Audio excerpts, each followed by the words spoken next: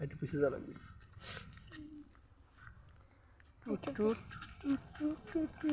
কখন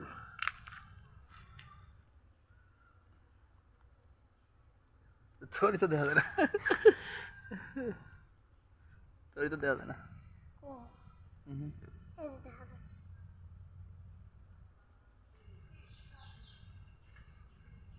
ওরে হারামজাদা ভিডিও হইতো আমি দেখতেছি না কি করতেছি কি করতেছ এই যে কানে কান্না দিছো কে কান্থা ভেঙে গেছে